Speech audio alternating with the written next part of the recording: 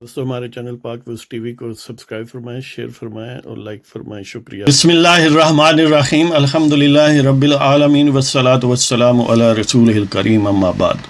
پاک views T V محمد منشا. السلام علیکم جی، کیسے ہیں جناب؟ اس پروگرام میں ہم یہ جو چینی اور آٹا بحران پر رپورٹ پبلک کی گئی ہے اس کا تذکرہ کرتے ہیں کہ حقیقت کیا تھی اور اس کو کیسے بدلا گیا، اصل رپورٹ کہاں تھی، کیا تھی، اور اس کو کیوں اور کیسے بدلا گیا.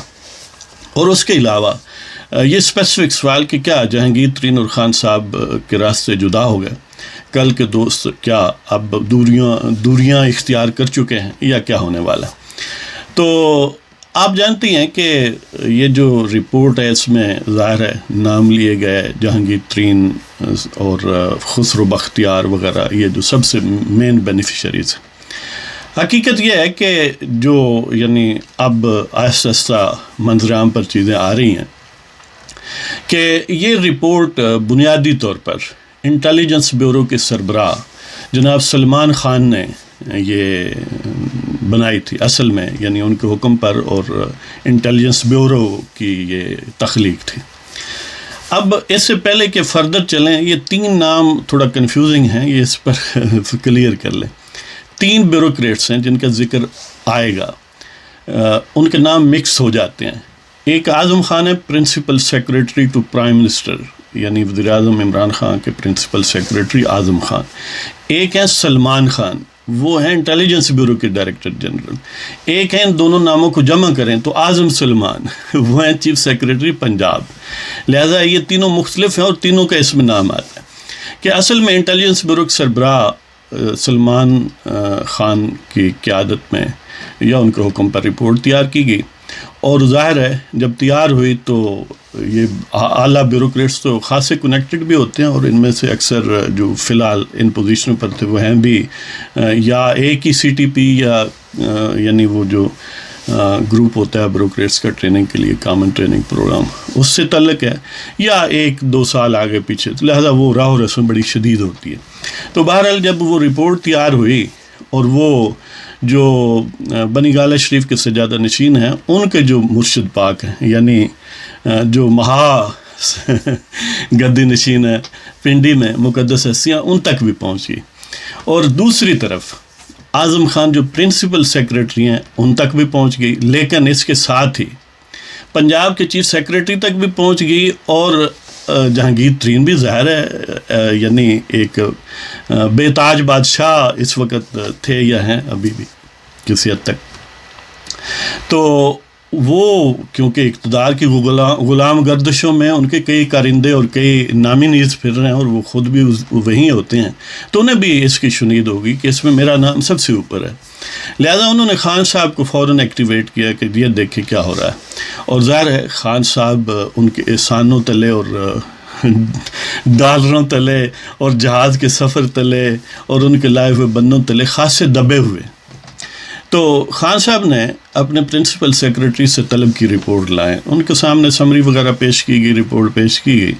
تو وہ بڑے بپھر گئے کہ یہ کیا ہوا، کیوں ایسے ہوا ہے کہ جہانگیر ترین اور خسرو بختیار کا نام کیوں ہے. اب اس کا وایا میڈیا، کیونکہ یہ اتنے ہاتھوں میں چلی گئی کہ اس کو ودرا کرنا ممکن نہیں تھا، اور کسی حد تک تھوڑی بہت یہ میڈیا میں بھی لیک ہونے شروع ہو گئی.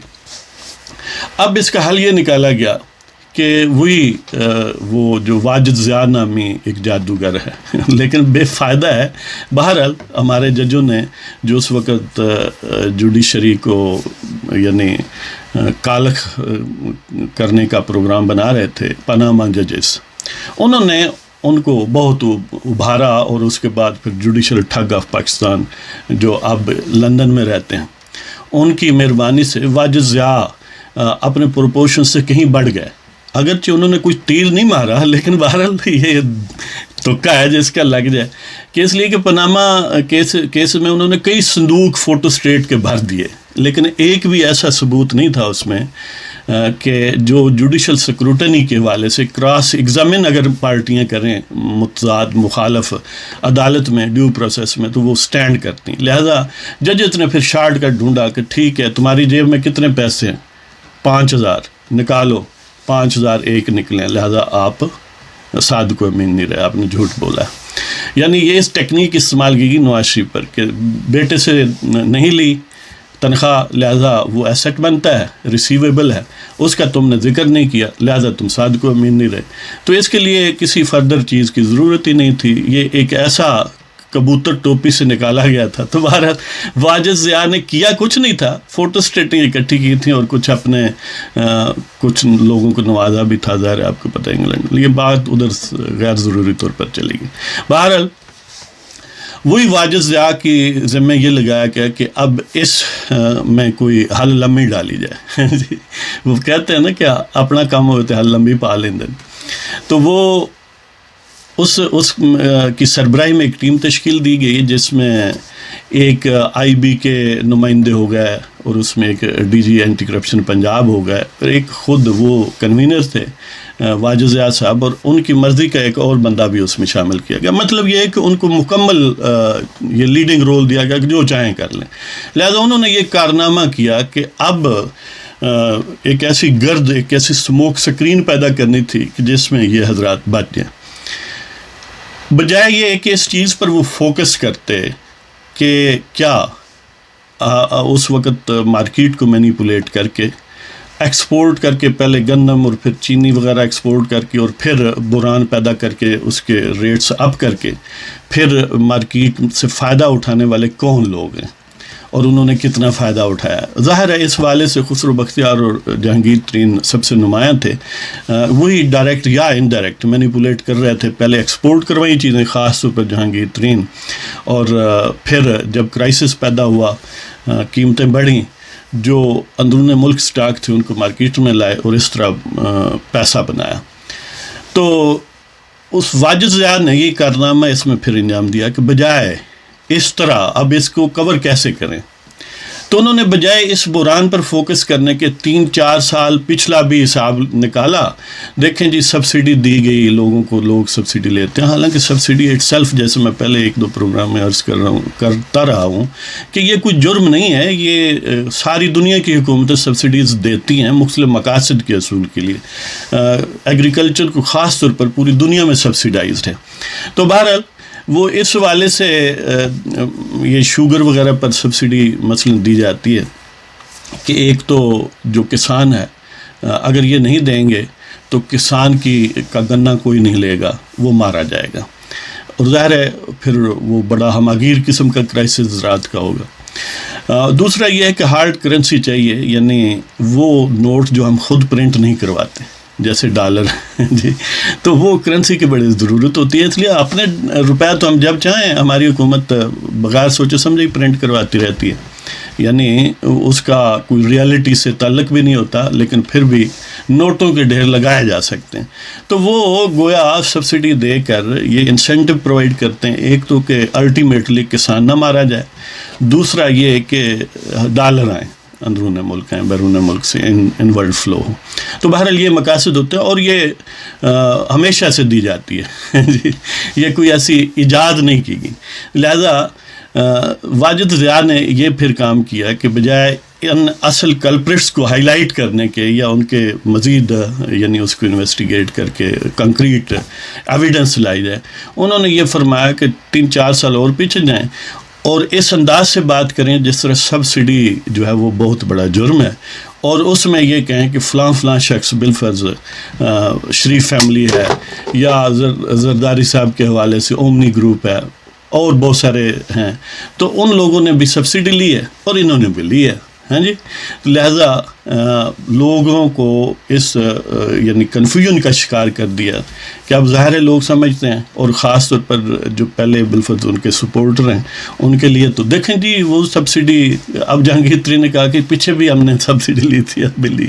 اس کا مطلب پھر اس وقت بھی کرپشن کی تو پھر بھی پکڑ لیں. یعنی موجودہ حکومت اگر کسی نے پچھلے دور میں لی ہے سبسڈی تو پھر موجودہ حکومت پکڑ لے نا، اس کو جہانگیر ترین کو پکڑ لینا چاہیے تھا کہ سبسڈی اس نے کیوں لی ہے.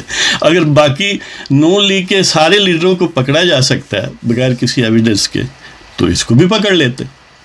بہرحال کہنے کا مطلب یہ تھا کہ انہوں نے وہ اصل کرائم جو ہے اس کو ایک ڈیفیوز کر دیا اور باقی لوگوں کو ساتھ گھسیٹ کے کسی اور لیبل کے تحت اس طرح پیش کیا کہ شاید سبسڈی جو ہے وہ بری بات ہے اور اس میں تو سارے ملوث ہیں، لہذا یہ کہانی ہے اس کی معاملے کی. لیکن کیونکہ یہ وہ جو مقتدر ہستیاں ہیں وہاں بھی پہنچ چکی تھی رپورٹ، اس کو ٹوٹل اب اگنور کرنا مشکل بھی ہے. اور ظاہر ہے میڈیا کی رسائی اور سارا سلسلہ.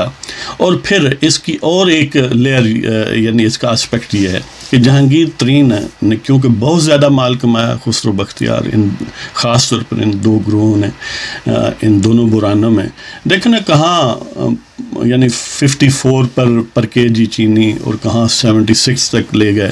اس طرح آٹے پر یعنی بہت زیادہ جو ہے وہ پرافٹ وغیرہ یا اس میں جو بھی آپ کہیں یعنی چینی اپنا گندم کو ایکسپورٹ بھی کیا. اور بعض انٹرنل حکومت کے اپنے مشیروں کی تنبیہ کے باوجود کہ ایسا نہ کریں. تو بہرحال انہوں نے کیونکہ بہت پیسے کمائے، اور ظاہر ہے خان صاحب کے اپنے بقول جو اوپر بیٹھا ہوتا ہے اس کی مرضی کے بغیر تو کام نہیں ہوتا. تو شنید یہ ہے کہ وہ جو اسٹیٹسٹکس نا جمع تفریق پیسوں کی، تو اس میں بھی ظاہر ہے پھر وہ کہتے ہیں نا کہ چوری دا مال تو ڈانگاں دے گاز ہیں جی. سو اس میں ظاہر ہے جدید دور ہے، یہ ڈانگاں سے نہیں ناپتے، یہ گزوں سے ہی ناپتے حقیقی گزوں. تو اس میں اختلافات پیدا ہو گئے. تو اب جہانگیر ترین کو کئی گریونسز تھے کہ ایک تو محض نواز شریف کے سامنے ایک یعنی بیلنس کرنے کے لیے اس وقت کے جوڈیشل ٹھگوں نے جہانگیر ترین کو بھی نائل کروایا. آخر کوئی تو قربانی کوئی چھوٹی موٹی چیز دینی پڑے گی نا. اب ایک طرف بہت بڑے لیڈر کو یعنی اس نائل کیا گیا، تو اس حوالے سے ان کی قربانی جب دی گئی تو انہیں وہ بھی ریزنٹمنٹ تھی کہ دیکھیں جی مجھے یعنی اس چکر میں ڈالا گیا، اور اس میں یعنی ایک ریزنٹمنٹ جو ہے وہ اس کا بیج جو ہے وہ ڈال دیا گیا. لیکن اس کی کمپنسیشن یہ ہوئی کہ خان صاحب نے انہیں انفارمل انداز میں بہت زیادہ اختیارات دیے، ان کی مرضی سے وزارتیں تقسیم کی گئیں، ان کی مرضی سے مشیر وغیرہ لگائے گئے، ان کی مرضی سے پالیسیاں بنائی گئیں، یہاں تک کہ انفارملی ٹاسک فورس کا سربراہ بنایا گیا وغیرہ وغیرہ. تو اس ایشو کو وہ کم و بیش بھول گئے. اب جب اس ایشو کو پولیٹیکل سینس میں تو بھول گئے، لیکن پھر انہوں نے جب انویسٹمنٹ کیا تھا تو اس کی ریٹرن چاہیے تھی، لہذا اس نے فائدہ اٹھایا. اور فائدہ اٹھانے کے ظاہر انسینٹو یہ تھے کہ میں نے ہی یہ بنوائی ہے نا حکومت. ہر ایک بندہ یہی سمجھتا ہے نا کہ مرشد پاک سمجھتے ہیں پنڈی والے کہ ہم نے بنوائی ہے، جہانگیر ترین سے پوچھیں تو وہ کہے گا میں نے بنوائی ہے. یعنی اسی طرح وہ جو پیرنی ہیں وہ پوچھیں، ان سے پوچھیں تو وہ کہیں گے کہ ہمارے تعویذوں کا اثر ہے. مطلب یہ ہے کہ جو کامیابی ہے اس کے بے کئی باپ ہوتے ہیں. تو بہرحال کچھ مائیں بھی شاید ہوتی ہیں، اب تو رواج بدل گیا. تو اس والے سے انہوں نے اس سے فائدہ اٹھایا. اب خان صاحب کو بھی ڈیو شیئر ملنا چاہیے، ہم اس کو سپورٹ کرتے ہیں جی، آخر ان کا بھی حق. تو اس میں کوئی ان کی ایکسپیکٹیشن سے شاید کچھ کمی بیشی ہو گئی، تو وہ اختلافات پیدا ہو گئے. اور خان صاحب ظاہر یعنی کوئی وضعدار آدمی ہے نہیں، طریقے سے بات کرنا ذرا کم چانس. تو جہانگیر ترین سے گویا دوریاں پیدا ہو گئی. اب پہلے تو یہ بچانے کے لیے سارا ڈرامہ رچایا گیا ہے، یہ ڈی جی ایف آئی اے کی ذمہ داری میں یہ لگائی گئی ٹیم. لیکن اب معاملات پوائنٹ آف نو ریٹرن تک پہنچ چکے ہیں، کیونکہ وہ سیٹل نہیں معاملات ہوئے. جو فنانشل ایک دوسرے کے ساتھ معاملات تھے وہ تسلی بخش انجام تک نہیں پہنچے. لہٰذا اب 25 اپریل تک مزید نیگوشیشنز ہوں گی. اگر نہیں ہوں گی تو اس کا مطلب یہ ہے کہ اس میں کم از کم یہ امکان موجود ہے، یعنی اور بہت سارے فیکٹرز ابھی ایٹ پلے ہیں، لیکن آخر میں کیا نتیجہ نکلتا ہے. لیکن امکان یہ بھی ہے کہ شاید جہانگیر ترین وغیرہ پر کچھ نہ کچھ کیس جو ہیں وہ بنا دیا جائے. لیکن وہ کہتے ہیں there is a large slip between cup and the lip. کیونکہ جہانگیر ترین ایک بڑا زبردست مینیپولیٹر ہے، انویسٹر ہے، تو اس نے کئی پارلیمنٹیرینز پر بھی انویسٹ کی ہوئی ہے. لیکن پارلیمنٹیرینز جو ہیں وہ اتنے کسی کے لائل نہیں ہوتے. جہاز جب بھر کے آ رہے تھے تو کیونکہ اس طرف اقتدار کا جھنڈا لہرا رہا تھا اس لیے جہاز میں بیٹھنا آسان تھا. اب اس جھنڈے کے نیچے سے جب تک وہ مرشد پاک پھونک نہ ماریں جہانگیر ترین کے کہنے کے باوجود بھی کوئی ضروری نہیں سارے وہ نکل آئے. لیکن بہرحال اسے زوم تو ہے. لیکن اس سے بھی بڑھ کر یہ ہے کہ اندرونی کھیل کے سارے مناظر کے وہ عینی شاہد ہیں، اس لیے خان صاحب کو بار بار سوچنا پڑے گا ان پر ہاتھ ڈلوانے یا ڈالنے کے لیے۔ لیکن ظاہر ہے اس میں پھر فیصلہ کن پنڈی کے جو سجادہ نشین ہیں وہ بھی ہوں گے۔ تو دیکھتے ہیں کہ 25 اپریل تک کیا ان کے آپس میں معاملات طے ہو جاتے ہیں۔ کہتے ہیں سیانے کہ پرانا جو دوست ہوتا ہے نا، یا خاص طور پر جو جلوت اور خلوت کا دوست ہوتا ہے، وہ ناراض ہو جائے تو اس کا ایک ہی بہترین حل ہے، وہ یہ ہے کہ اس کو منا لیا جائے جی، اس کے علاوہ سارے حل جو ہیں وہ ناقص ہوتے ہیں۔ تو دیکھتے ہیں کہ خان صاحب اور جہانگیر ترین اس مشورے پر عمل کرتے ہیں یا نہیں کرتے ہیں۔ اگر نہیں کریں گے تو دونوں زبردست نقصان اٹھائیں گے، اگر کر لیں گے تو شاید نیو لیز آف لائف کچھ اور دنوں کے لیے۔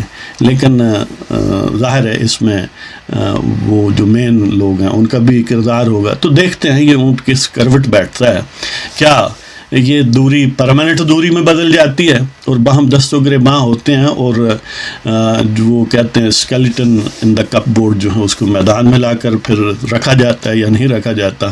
تو ابھی 25 اپریل دور نہیں ہے، اس کو ایکسٹینڈ بھی کریں گے تو زیادہ نہیں لمبا چلے گا، لیکن یہ ساتھ ساتھ اب معاملات چلیں گے۔ کرونا بھی چلے گا، یہ اقتدار میں جو کرونا ہے وہ بھی چلے گا۔